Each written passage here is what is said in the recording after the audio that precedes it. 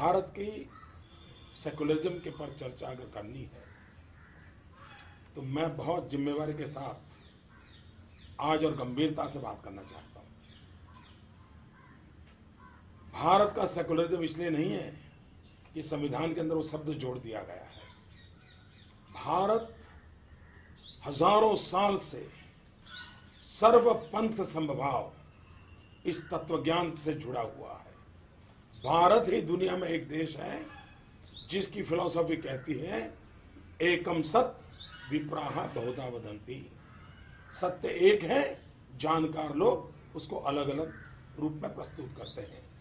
भारत ही एक देश है जो कहता है सर्वे अपि सुखिनः सन्तु सर्वे सन्तु निरामया सर्वे भद्राणि पश्यन्तु मां कश्चित् दुर्भाग् भवेत्। भारत कभी ये नहीं कहता हिंदू सुखेन सुखी है, ऐसा नहीं कहता है।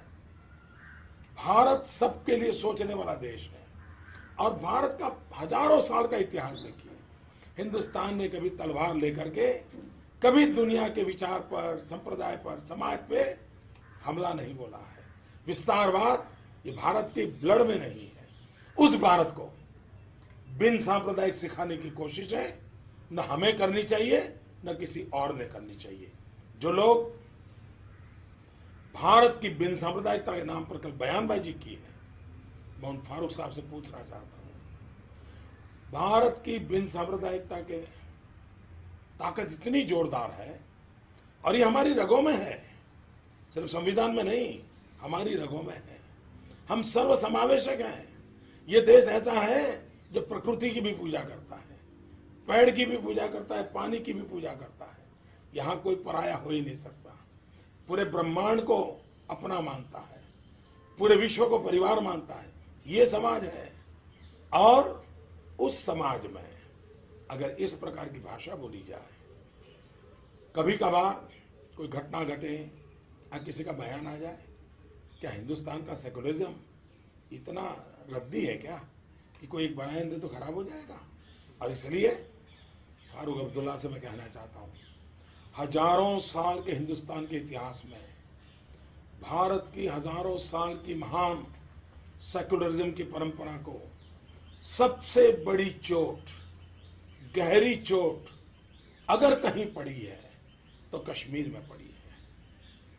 और वो भी श्रीमान फारूक अब्दुल्ला जी आपके पिताजी की राजनीति के चलते हुआ है। श्रीमान फारूक अब्दुल्ला जी आपकी राजनीति के चलते हुआ है। श्रीमान फारूक अब्दुल्ला जी आपके बेटे की राजनीति के चलते हुआ है। इस देश में कश्मीर एक ही है जहां से पंडितों को धर्म के आधार पर निकाल दिया गया। जो सूफी परंपरा की भूमि थी उसको आपने निजी राजनीतिक स्वार्थ के लिए संप्रदाय के रंग से रंग दिया है। और इसलिए आप कोई बयान करने वालों को, मोदी को वोट देने वालों को दरिया में डुबोने की बात करते हो, पहले आपके पिताजी, आपका बेटा कश्मीर की राजनीति को सारी दुनिया में कौमी रंग देने का पाप कश्मीर की धरती पर आपने किया है। कश्मीर ये सूफी परंपरा की धरती है। कश्मीर ये सर्वसमावेश की धरती थी, उसको ये दाग लगाने का काम आपने किया है। आपको शोभा नहीं देता है इस प्रकार की बयानबाजी। और अगर डूबना है तो किसने डूबना चाहिए? जरा दर्पण में अपना चेहरा देख लो। आपके पिताजी का चेहरा दर्पण के सामने खड़ा कर करके ये सवाल पूछो कि कश्मीर के पंडितों को वहां से खदेड़ देने वाले लोग किस मुंह से देश को बिन सांप्रदायिकता के उपदेश दे रहे हैं? उनके मुंह में शोभा नहीं देता है। हम चुप हैं, इसका मतलब ये नहीं है कि जो चाहे वो भारत की हजारों साल की महान सांस्कृतिक विरासत को आए दिन चोट पहुंचाते रहे। ये शोभा नहीं देता है हमको। हम आज भी हमारे संस्कारों के कारण, हमारे ब्लड के कारण, राजनीति के कारण नहीं, राष्ट्रभक्ति के कारण कहते हैं भारत सर्वपंथ समभाव का मार्ग ही भारत के लिए श्रेष्ठ मार्ग है। वोट बैंक की राजनीति नहीं, विकास की राजनीति ही भारत के लिए श्रेष्ठ है। ये हमारा कमिटमेंट है, सबका साथ सबका विकास। और हम उसी मंत्र पर चलेंगे। फारूक अब्दुल्ला साहब जैसे कितने ही लोग अनाप शनाप बातें करें, इससे गाड़ी डिरेल होने वाली नहीं है।